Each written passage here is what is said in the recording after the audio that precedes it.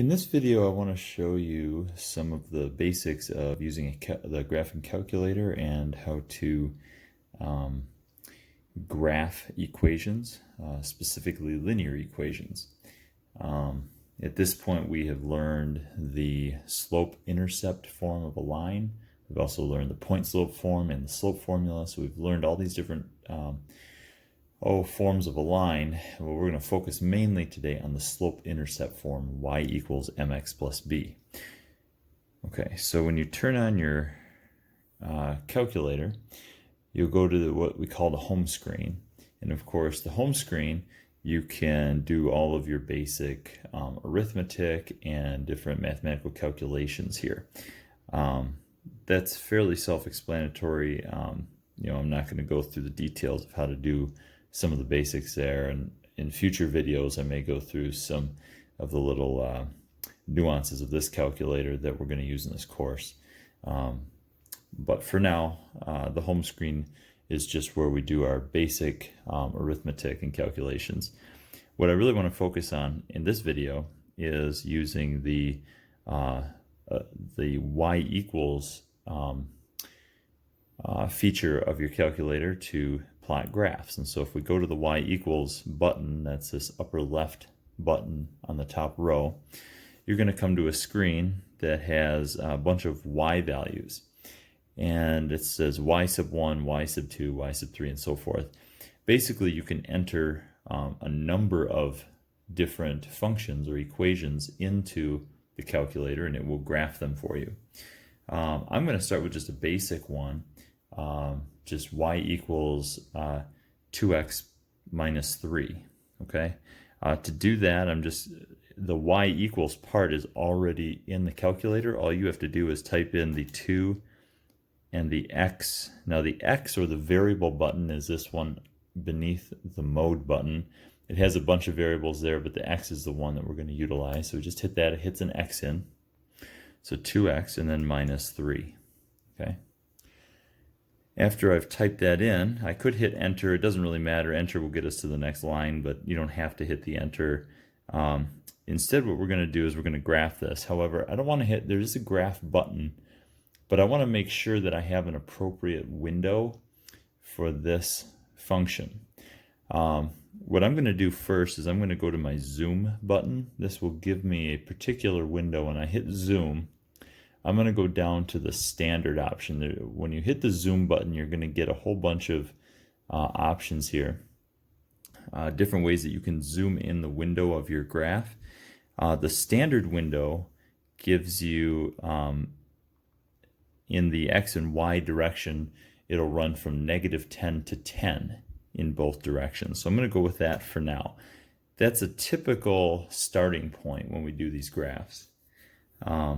It may not work every time, but in this case, a -10 to 10 window in both the x and the y directions is a nice window because the numbers we have are relatively small, and they're integers, so this will work out well. And the tick marks here on each axis increase by 1 unit. Okay, so that's a special feature of this standard window. And you can see the graph shows up very nicely.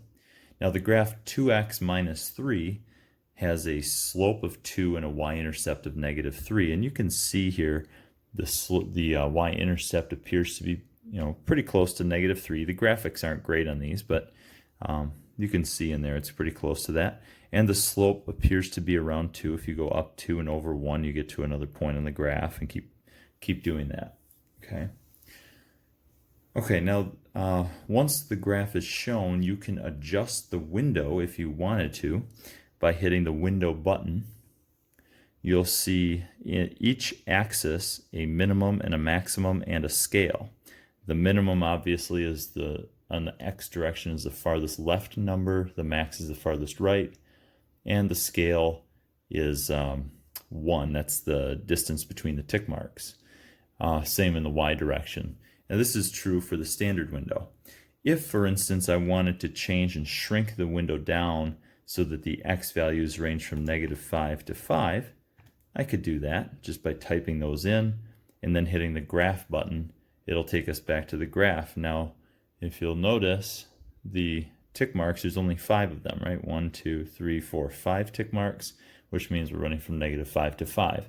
And it slightly changes the appearance of the graph. It looks to slope a little bit differently, and that's just because we've shrunk the window, actually stretched out the x-axis so that the 5s are on the edge of the window rather than the 10s.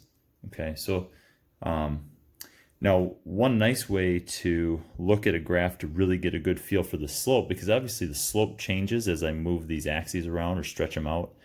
One nice way to get a better feel for the slope is to go back to my zoom menu and go down to, where is it? Zoom square, which is the 5th option. And you can actually just type the number 5 in and it will go to that rather than scrolling down and hitting enter. So if I hit the number 5, it squares up the axes. And what that basically does is it changes so that each tick mark is the same number of pixels apart on each axis. Okay, obviously this calculator screen is stretched out longer than it is tall. And so if you go from -10 to 10 in both directions, you actually have a greater separation between units in the x direction than in the y direction. And so by zooming square, it fixes that and it makes the gap between tick marks the same in both directions. Okay, so it's just some interesting features here on the calculator. Another neat feature is the calculate menu. Well, actually, let's look at the trace button. We haven't looked at that yet. The trace button here, if you press that, it gives you a cursor on the graph with an ordered pair. Obviously 0, -3 is a point on the graph. And if you hit the left and right arrows, it will move that cursor to other points on the graph. And you can see the point 3.548 comma 4.0967 is on the graph. Now the unfortunate thing about the trace button is that it often gives you irrational numbers or ugly decimals basically, and so you don't usually get really nice whole numbers out of this. The trace button really to me is more just to get a sense of where those values are, but not for any precision. The precision might come in the table if you want to look at some actual XY values from the graph. You might look at your table.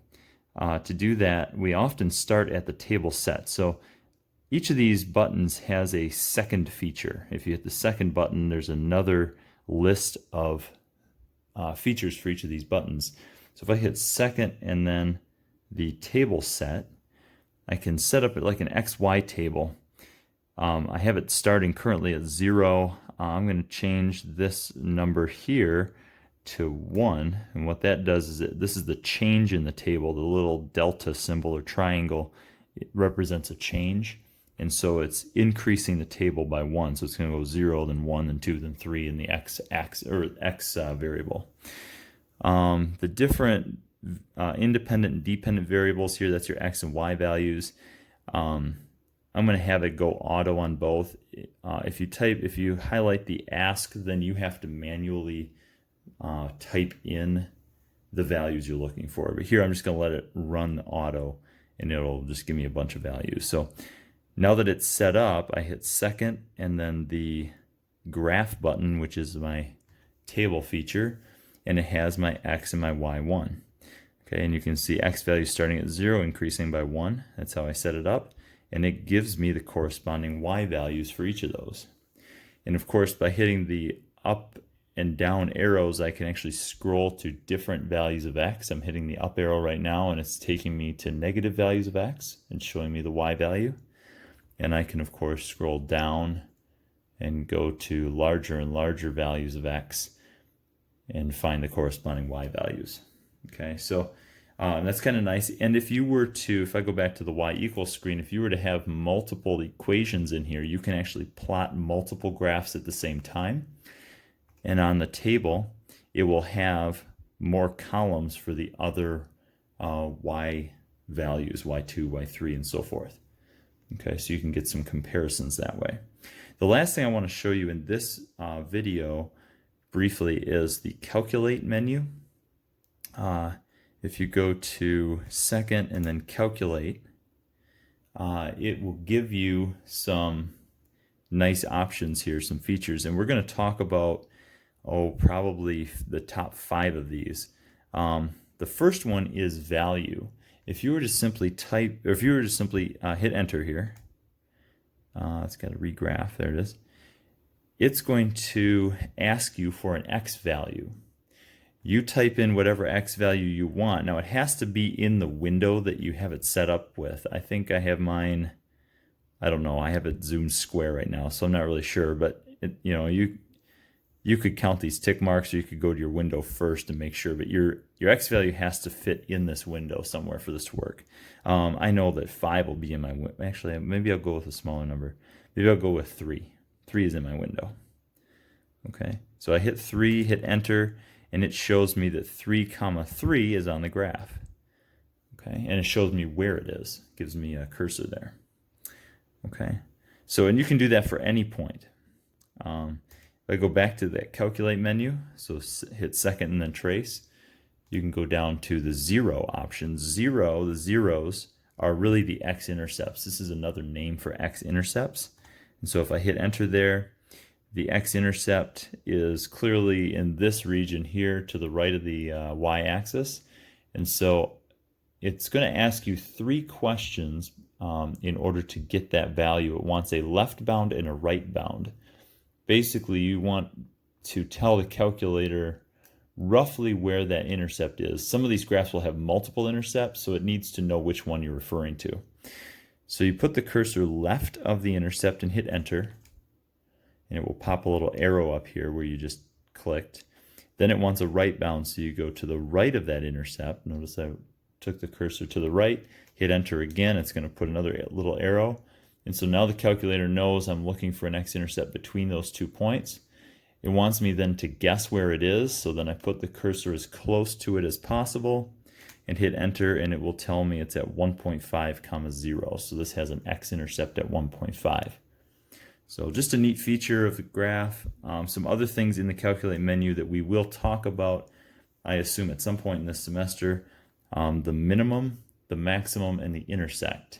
A minimum is where a graph has some sort of curve or bend to it, and then there's a low point. It will find that low point. Same thing with a max. If it curves like a rainbow, you'll be able to find the max or the highest point. And then an intersect is where you have multiple graphs that cross. It will find where they cross or where they intersect. Okay, so some very neat features. There's other things in here that we're not going to use. Those are the main things that we'll use throughout this semester.